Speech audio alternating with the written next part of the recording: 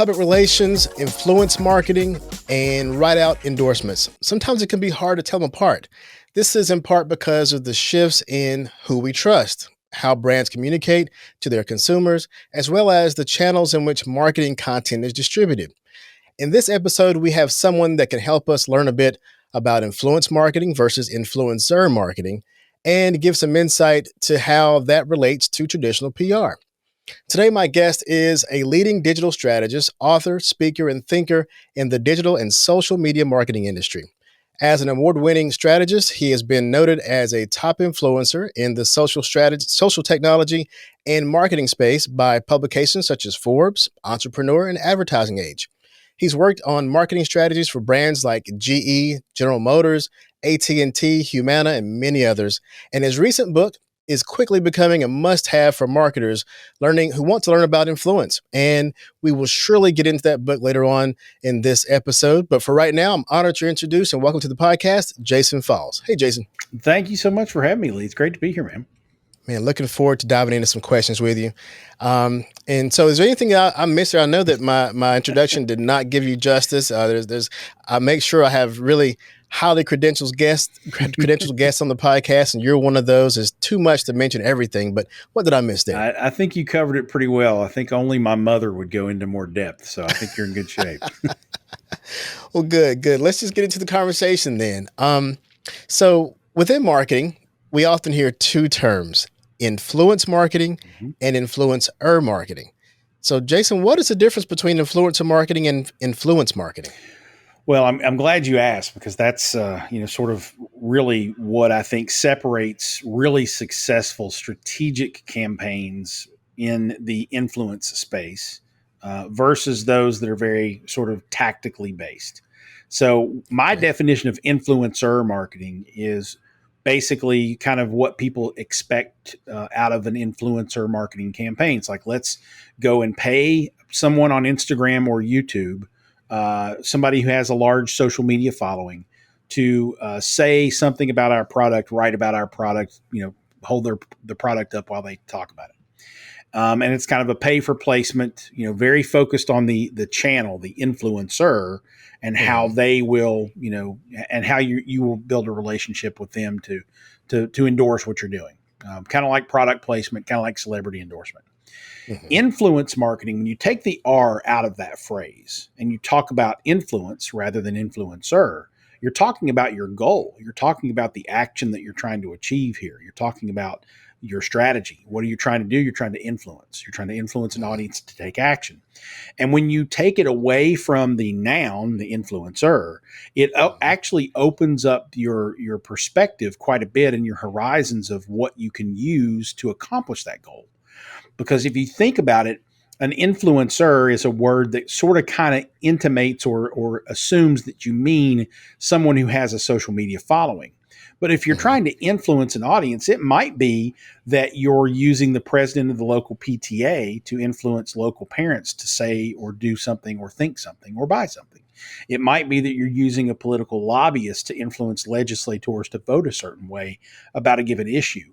It now is no longer limited to social media channels or people with large followings online. It's actually open up to anyone, because anyone can have influence.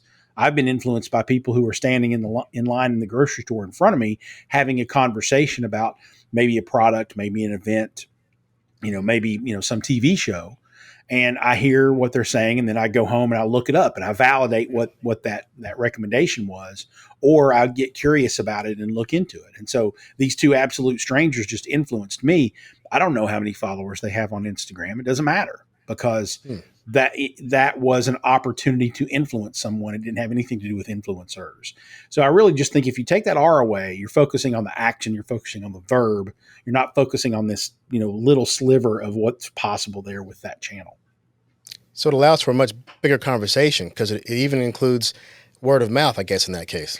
It includes everything. I mean, if you really think about it, if you want to be semantically correct about it, it actually, influencing is what we in the marketing space do with everything. Advertising is influence marketing. Public relations is influence marketing, right? And so I don't think of it in terms of that broad a perspective, just because we're trying to delineate here amongst some different channels and different tactics and strategies that you might use in a digital marketing world. But it definitely at least unleashes the handcuffs of it's got to be someone with a lot of followers on social media.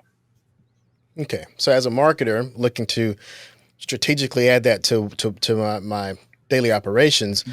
I suppose I would find someone who has influence. They don't have to have the following, Mm-hmm. but there's someone who I think that when I tie them to or even get them alongside my product or service Mm-hmm. will provide influence. Could be just because of their credibility, not so much audience, but just to say, look, this unknown professor, scientist, businessman, Mm-hmm. he has credibility.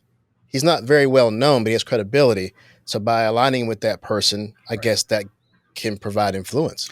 It's true, and if you think about it, we did something not too long ago at Cornett, the agency where I work in Lexington, Kentucky, with the University of Kentucky healthcare team. And kind of a long story short, we were trying to motivate people to go watch a video on Facebook and interact with it. And so we did the influencer marketing. We found people with large audiences that had an impact on Lexington, Kentucky, and the general area, who had some relevance, with the healthcare audience, and got them to, direct their audiences to go watch this video. But we also reached out and partnered with people who were influential people, not just influencers. So, like Mhm. PG Peoples is the president of the Urban League in Lexington, Kentucky. He has an enormous footprint of influence on the area. Not necessarily a big Facebooker, not necessarily a big Instagrammer, but we knew that the people who do connect with him or watch what he's doing on social channels, if they see him go and comment on this video on UK Healthcare's Facebook page, and the other people who aren't necessarily following him but know who he is because he's important in the community, they see him interacting with the content, all of a sudden it raises the credibility of the content. And now all of a Hmm. sudden, if you've got the CEO of the Urban League, if you've got the music director at the local Presbyterian church who's also very involved in the local art scene, if you've got a very popular pediatric dentist in town who touches a lot of families, a lot of parents, a lot of people who make healthcare decisions, if they're interacting with the content as influential people, as well as those online influencers, now all of a sudden you've got this mix of influence happening that's much more impactful than if you limited yourself to let's just find people who have a lot of following online. I think that makes it much clearer, I think, when you're talking to a business audience, because instead of taking a celebrity to an audience of fans who the celebrity already has their fans, you're bringing your audience to the credibility, Mm-hmm. right? You're not bringing them to a celebrity or to an audience, to a celebrity's audience. You're bringing the topic, the content you have, and you're bringing it to a credible source to say, look, this credible person believes in this. Exactly. It's kind of that, third party endorsement, in a roundabout way. You're looking for people who, the audience you're trying to reach respects. That's people who are influenced by them. So, in addition to Mr. Peoples, we got the mayor, we got, a lot of people that were influential people in town to be Mhm. involved in this content, in addition to the online influencers. And that really brought a much broader context to it, and, made the ultimate, goal of the operation much more successful than I think it would have been otherwise. Well, we speak about bringing audiences and bringing content to audiences, and that to me is basically that transportation is media. Mm-hmm. And I'm a big advocate of every company being a media company. Mm-hmm. No matter what their product or service is, they need to be a media company.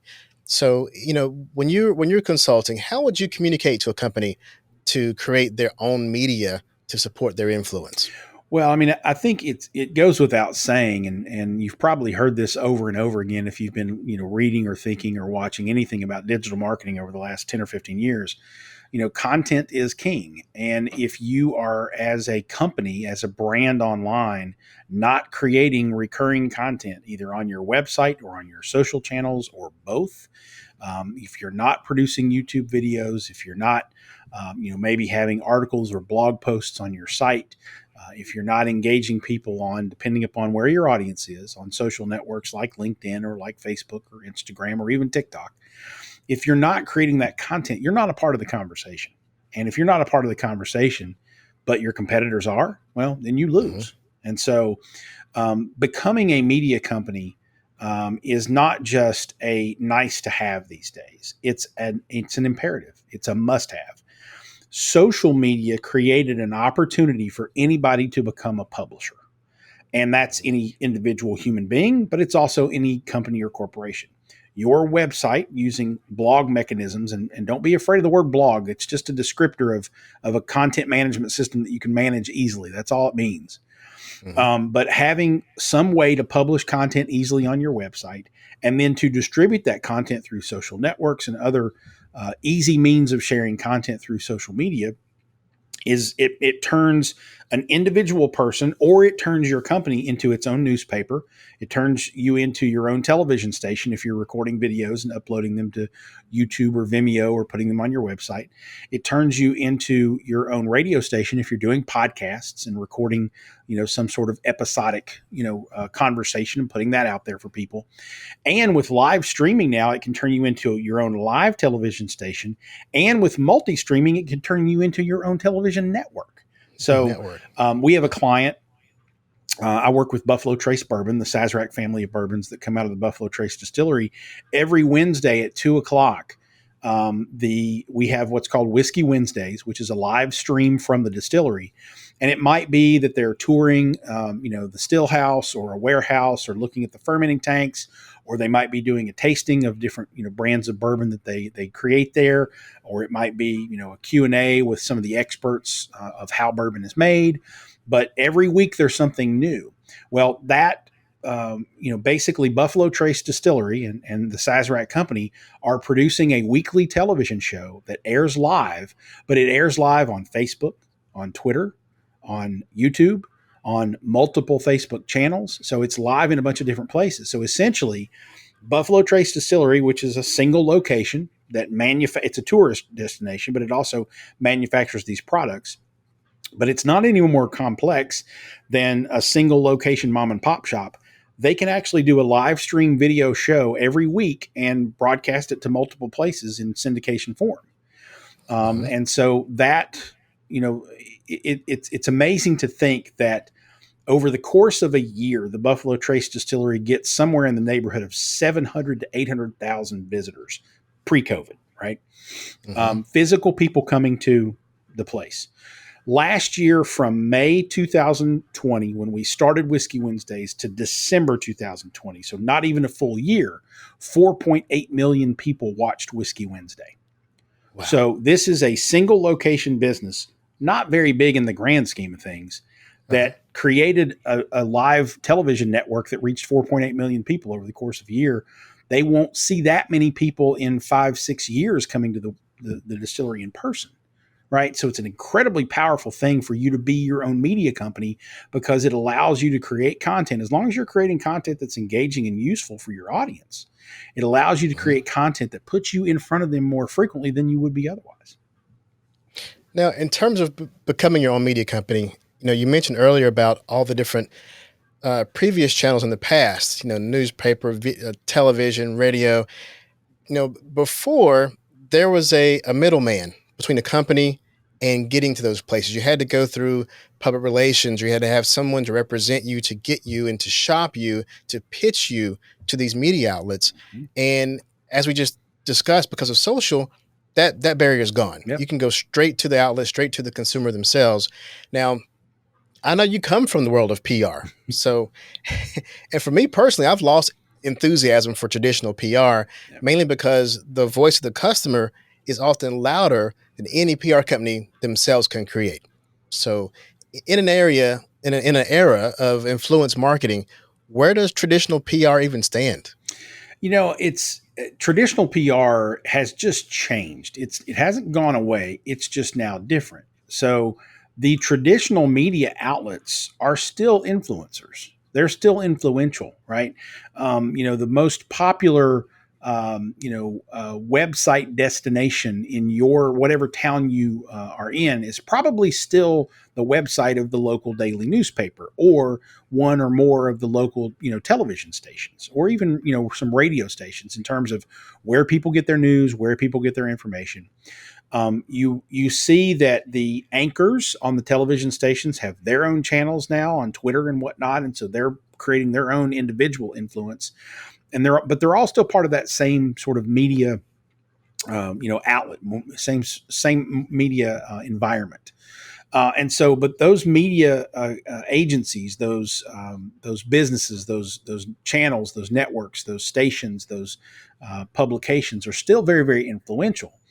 The difference in PR now is you've got that round of traditional media that are influencers, and now you've got a layer underneath, or maybe even above them, depending upon the size of the audience, of non-trained, random, consumers who have built influence in a given topic or a given subject matter on their own.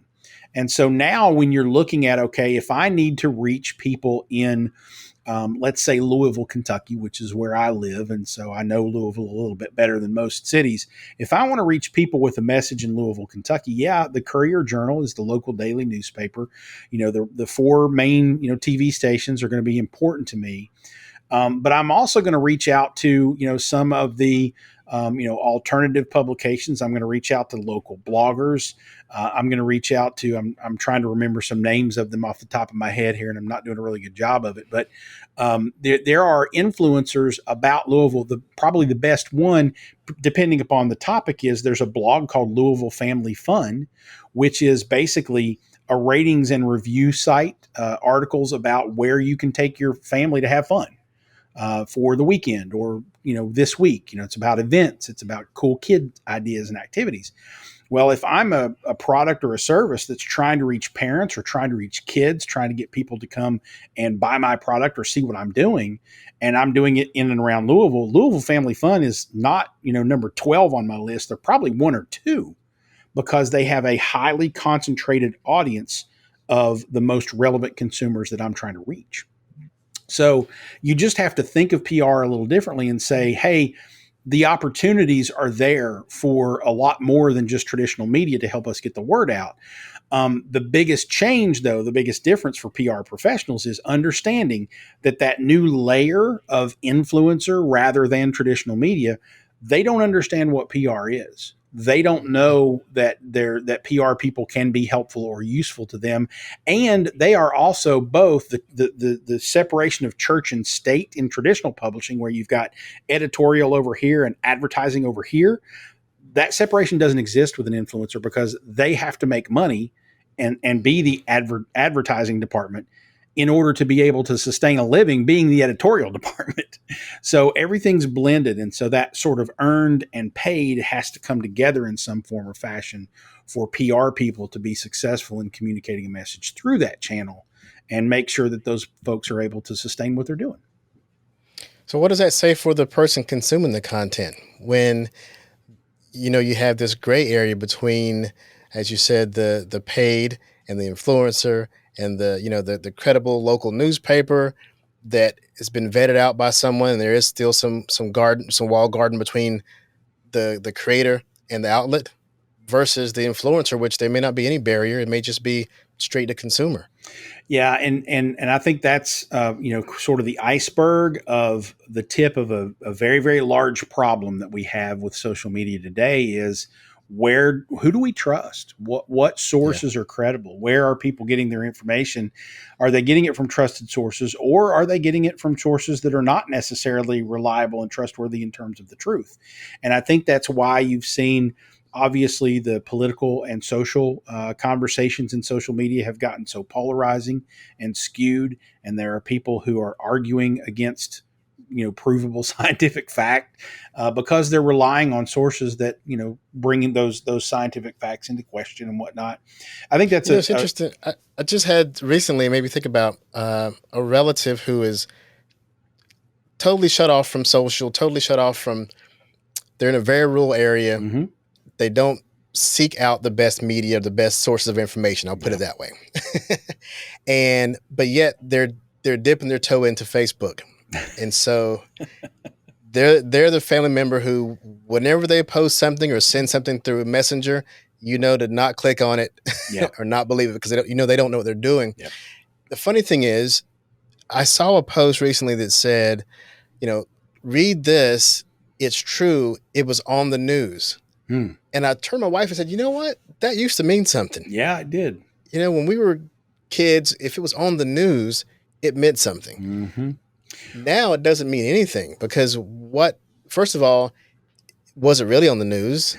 Did someone just get a nice logo and put it on, a lower third and call it the news? That Yeah. was the first thing.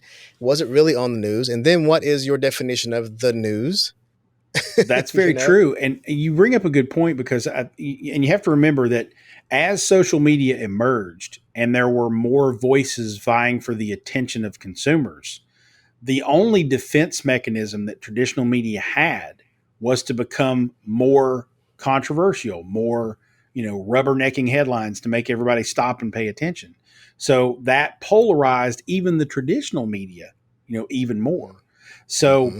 in order to capture the attention away from uncredible, not incredible, but uncredible sources, the traditional media has had to take paths that they probably wouldn't have taken 20 years ago, writing headlines and producing stories and things of that nature. So They've had to become incredible to outweigh the uncredible. you're absolutely right. And again, we're starting down a rabbit hole here of a huge problem that we face as a society, and not just as marketers, but in society as a whole.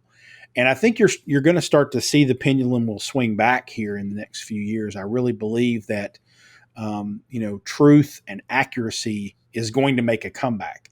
How quickly, I don't know. Yeah. But and it might take everything from government regulation to new social networks or media outlets coming out that offer up a I think better experience. So it'll take a generation. I the think the it'll take a future is generation. going to be interesting to see for sure. Yeah. I mean, I have young kids, and it surprises me how well they're tuned in to what's probably fake.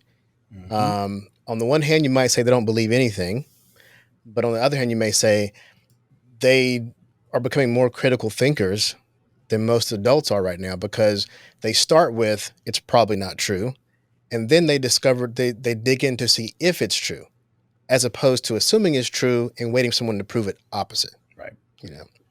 So let's get back to some things I think that our marketers can use. Okay. And I want to throw a couple scenarios at you, especially when it comes to influencer marketing.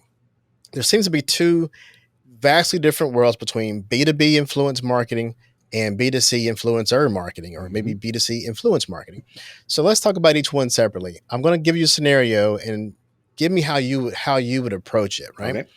So let's start with a B2B. Let's say my company sells construction tools. Okay.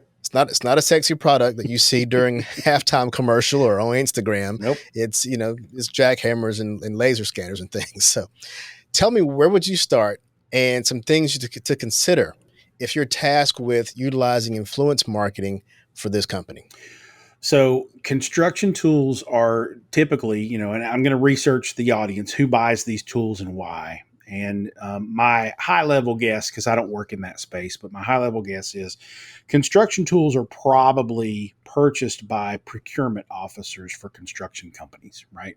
You're probably not talking about the guy operating the jackhammer or the gal operating the jackhammer. You're probably talking about a CFO, a corporate executive who is making, mass purchases of equipment and whatnot, maybe a production supervisor, something like that. So what I've got to do is I've got to sit myself down and ask myself, if I'm that person, where do I get my information? Where do I get my news? Where do I learn about new products? And more than likely in a B2B situation, because this is again a business buyer, that person is going to go to trade shows and conferences. They're going to look at trade magazines. They might read trade blogs. They might also participate on forums and message boards within that particular industry. There might be some influential people that they listen to and follow in that industry, maybe on LinkedIn, maybe on Facebook, maybe even on Twitter, depending on the industry and who are the voices there. But what I've got to do is once I figure out where they get their news and information, then I have to ask myself, okay, who are the voices on those channels? Is it the beat writer for the B2B trade pub about construction equipment? Is it a person who runs a LinkedIn group for CFOs of construction companies? Or is it an influential, noisy voice within that Facebook group or LinkedIn group about that? So, what I've got to do is I've got to start to analyze where people are getting information and then understand who's supplying that information. It might be that your influencers are executives within the industry. It might be that they are trade publication journalists and media members within the industry. It might be that there is, somebody out there who has decided to start a construction tool review channel on YouTube. So you've got to start looking from a couple of different angles. The top down, where do they get their information? Who supplies that information? And are those people folks that I can connect with? And from the bottom up, who's talking about construction tools on YouTube? Who's talking about them on Twitter? Who's talking about them on Instagram if there are? Once you start to do that, you start to see some commonalities that'll pop out. This person over here who has this YouTube channel is showing up and posting over here in this forum or message board, and they're quoted in this article on this trade publication website. That is a person that I need to get to know, right? So you're tying that back into what you said earlier about finding that credibility. Yep. And going from that person. Absolutely. And there's some techniques that you can use. They're pretty advanced techniques, but I mean, the technology's out there. And it doesn't even really have to be that expensive. Sometimes it's as simple as going to Twitter and searching for people talking about the conversation and then looking to see who these people are. Who's talking about construction tools? Who are using the industry hashtags? And go look at their profiles. If that person's got 5,000 or 6,000 followers within that sort of niche kind of industry, that's probably an influential voice in that industry. So let's connect with them. Let's follow them. Let's have conversations with them. Let's, see if they're interested in collaborating with our team so that we can get, tools in front of them that they can look at, that they can review, that they can see, et cetera. So it doesn't have to be real complicated, although it certainly can be. But sometimes it's just who's talking about this stuff already. That's who we really need to connect with. Okay. So here's another curveball for you. All right. You're going to go B2C this time. Okay. Let's say you have a new light bulb that magically sanitizes your house. Still not a sexy product, but it's sold directly to the consumer. Okay. So where do you start there with influence marketing? Well, again, I'm trying to think who's ultimately going to buy this. So if it sanitizes my house, this is going to be moms, right? Moms make those kinds of decisions on cleaning products, on taking care of the home. It's the CMO of the household, if you will, or the CEO of the household, rather. So it's going to be moms, I would think.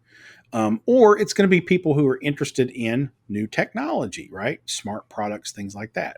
So now I've got a segment. I've got my main core consumer audience. This is going to be moms who are the CEO of the household. And then I've got this people who are interested in tech and gadgets and new things, right? So I've got a sub audience there too.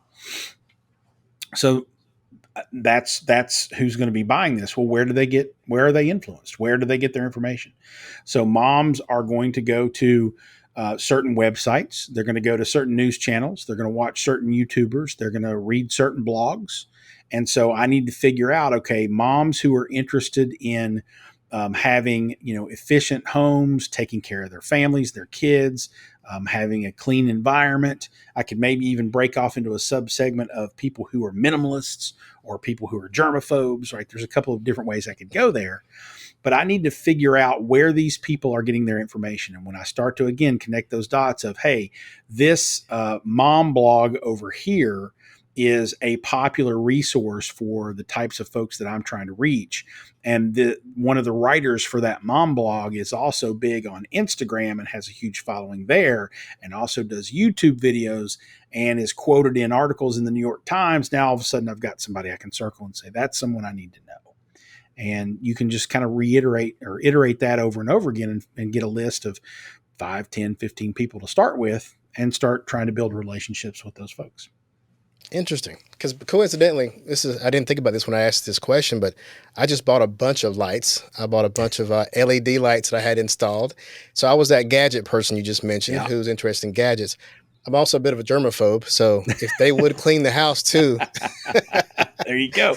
So it'll make me very happy. So if you're going out there and you're searching, and you might start with a Google search, but you might also be on Facebook or something and searching for people who are talking about LED lighting or whatnot.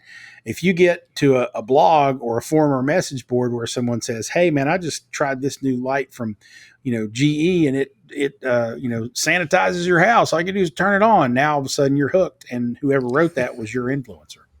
There you go. Interesting. Thanks for that, for catching those curveballs here. So I was looking at your I listened to your podcast. What's the name of your podcast, by the way? So I have two. The primary one is called Winfluence, which is also the name of my book. It's Winfluence, the Influencer Marketing Podcast. But I also do one for Cornett, my agency, called Digging Deeper, which is more of a marketing, creative strategy kind of podcast. So I do two.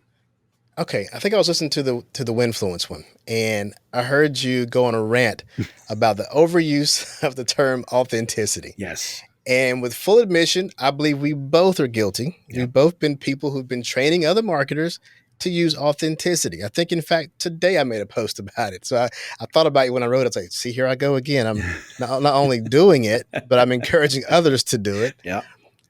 So given that the term has been, is beaten to death, and we are still beating it to death, and it's overused, do you think that companies have gotten the message or gotten the idea and moved the needle any closer towards being authentic? I think in a very general sense, I would say yes. And the reason that I went on my rant about using the word authenticity was because I feel like it's kind of a given these days. If you are a with it brand and you understand consumers, I think you now understand that you can't hide behind a corporate logo. You can't enter the marketplace these days and not be transparent to a degree. You can't be disingenuous to your consumers, because as companies have learned over and over again over the past decade or so, your consumers are going to call you out if you're not. So to be inauthentic today is it's kind of a scarlet letter. You're like saying, "Hey, I don't get it. I'm not a brand worth dealing with." So my problem with using authenticity as, something that you need to be, my rant was really based on all these influencer marketing agencies who say, "We build authentic connections with consumers, and we're authentic and we're genuine and we're transparent and we're open and we're honest." And I'm like, well, duh, if you're not at any point in time in today's consumer marketplace, you're going to be outed and nobody's going to do business with you. So I feel like authenticity is almost a given these days. So I do think it has worked as a mantra that we have been promoting in the marketing space for a long time. However, I will say that there are a lot of companies out there, a lot of businesses, a lot of brands, a lot of marketers, and a lot of CEOs and executives who still don't get it. You still have companies that are trying to keep secrets. You still have companies that are latching on to social issues just because they think it will increase their market share or their stock value, not because they genuinely believe in supporting that issue. You've got corporate decisions that are made, and there's no transparency as to why those decisions are made, and consumers are kept in the dark. That still happens. Now, in some situations, that's going to happen. Publicly traded companies have lots of rules and regulations on what they can tell their consumers and when. So I'm not saying that you have to be open kimono all the time, but there are companies out there that are still doing nefarious things and trying to hide it from their consumers. And eventually they're going to be found out, they're going to be outed, and they're going to go out of business. Or at least I think you said a key thing there. The key thing you said earlier was risk. And it made me realize the pendulum has shifted a bit, because typically you would say the risk of being authentic, if you had said this a year or two ago, then companies would not want to, they would be too afraid of legal, which they still are, of course. But the risk was the risk of actually being authentic, the risk of showing our true selves. Yeah. That was the risk. But you mentioned earlier that at this point in time, there's a risk for not being authentic. Absolutely. Because somebody will call you out. And now that we all have social media at our hands, and we can directly, within one tweet, impact a company. Mm-hmm. And celebrities can bring a company down with one tweet about Coca-Cola. They could just bring damage, like you said earlier, damage the stock off of one tweet or one being called out for Mm-hmm. not being authentic. So I think it's important for companies to understand that the risk is on both sides. You can risk for not doing it, and maybe that outweighs some of your past concerns Yeah. about risk for doing it. You're absolutely right, and 2020 in a lot of ways, sort of the sort of social awareness that a lot of that kind of entered the corporate mindset in a lot of ways for the first time. Hmm. Unfortunately, it took us that long to get there. But 2020 was a year, with everything from COVID to George Floyd to Breonna Taylor. I mean, there's so many reasons that social issues became more than just personal human being issues. They became companies were getting involved. Companies were taking a stand. They were doing more than just going silent on certain days. They were actually getting involved and getting behind social movements. And it was in my personal opinion, was a welcome, needed thing to happen. Yeah. I wish it would have happened a long time ago. But if you go back to the early days of social media, 2004, 2005, and think about the first big, sort of mainstream news about social media were things like, Dell Hell, people blogging about their problems with Dell computers, and this little blogger guy for Dell, Lionel Menchaca, kind of coming to the rescue and saying, "Well, I work at Dell, let me help you." And the Comcast Cares stuff with Frank Eliason that he started on Twitter and other channels of having people complaining about Comcast, and Frank kind of coming to the rescue and saying, "Well, wait a minute, I'm a VP for communications here. I can help fix these problems," right? And so those were the first initial indications and the tea leaves that we should have been reading at the time as marketers to say, hey, consumers now have a mechanism to raise their hand and call BS on us. Yeah. And social media evolved over the course of the last 15 years or so to the point to where now that's commonplace. If you don't Yeah. have really good customer service, you're going to get called out on at least Twitter, if not other channels. If your company executives are caught doing something stupid, people are going to talk about that at a high volume level in front of a lot of other people on social media now. It's not just going to happen around a water cooler in an office somewhere. It's going to happen on Facebook or Twitter or Instagram for everybody to see. So Yeah. the world has changed, and I think we've seen it gradually shift to the point of last year. It became companies were starting to notice and go, all right, we not only can't hide anymore, we have to proactively get involved in things because consumers are Hmm. shifting. And all the statistics and surveys and data says that Gen Z, Gen Y, Gen Z, and the out generation Alpha, the younger consumers these days, are all about companies that stand for the things they stand for, right? So sustainability, these younger consumers are all into sustainable products. If you're not sustainable, you better figure out how to get there because eventually you're going to lose market share because you're not. I think, kind of to sum that up, it's like in the past, the risk. In fact, Andrew Davis, Andrew Davis, Mm-hmm. great speaker, marketer, said that risky marketing is good marketing. Mm-hmm. And I think before, organizations would say, what if it's a risk if we say something. Today, it's more like, it's a risk if you don't say something. That's true. Now, I will amend that by also saying there are some companies and some brands, and I have a couple of clients who reminded me of this, who are like, look, we sell a product. We don't need to be or want to be involved in the social conversation. That's not for us. Hmm. They run the risk of their consumers saying, why aren't you chiming in on this? We want to know what you think. And they're willing to sustain that risk because their stance is, we just sell a product, man. We're not all about politics. We're not all about social issues. We're about making this thing. And if you want to buy it, that's great. We make a great product. And I But think all that that's stuff that's fair. happening over there is not our. It's not our purview. It's not our. We don't have a platform, and we don't want a platform to chime in on that because it's not what we do. And I Yeah. think I that's mean, okay, but they have to until assume that risk. it's a risk. Yeah. I think as a business owner myself, I think it's okay to separate the business Mm-hmm. from, a political or social event until you're called out. Yeah. And I think at that point, it's time to be authentic and just be transparent. I should say that. And it's That's the okay. new word to It's go. okay to authentically be like, you know what? I don't know enough about the issue to take a stand. I'll do some That's fair homework. enough too. I'll That's fair learn enough more, too. but I don't know what to say here.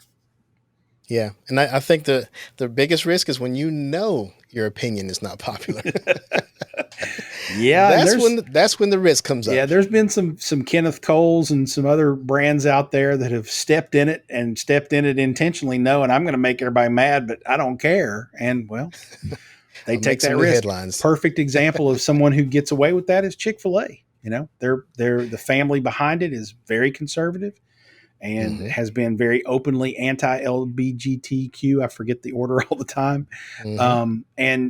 Their market share hasn't suffered for it. There are people who adamantly will never buy them, and I absolutely respect that. But there are people Hmm. out there who are like, "That's good chicken. I'm gonna keep eating it," and there's enough Yeah, to make them still successful. and I think the transparency might have softened the blow. Yeah, You know, because they have their stance, but they also have their reasons behind their stance, and eh, I'm not for anything that's unapologetically wrong, and I'm sure. not saying they're wrong because I love Chick-fil-A, and I actually align with a lot of what Dan Cathy says. I was on a call with him a few weeks ago, Sure. and but what I found was that in that case, the transparency helped.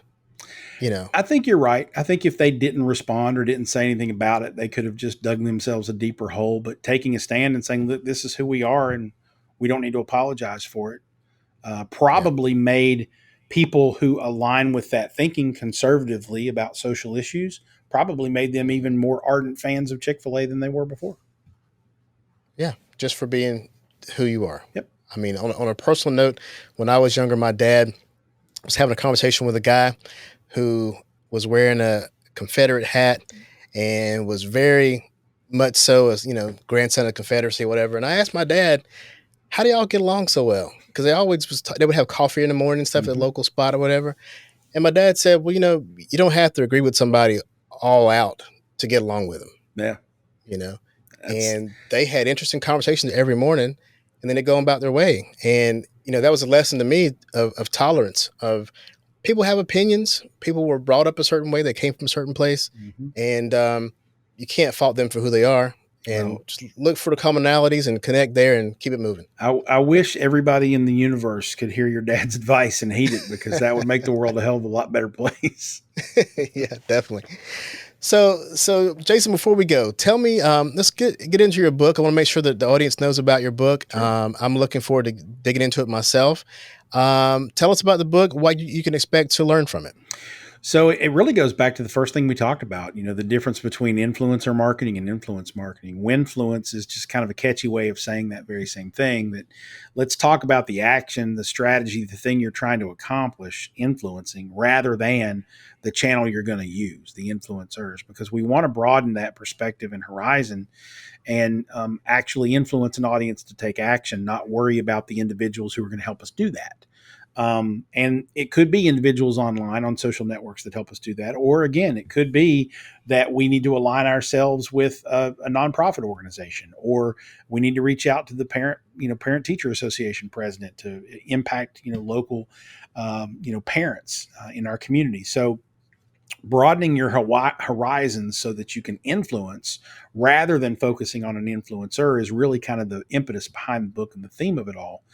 But in the book, I kind of walk through. I do have. There's one chapter in the book that's, if you want to build an influencer marketing campaign, here's the step-by-step way you do it, right?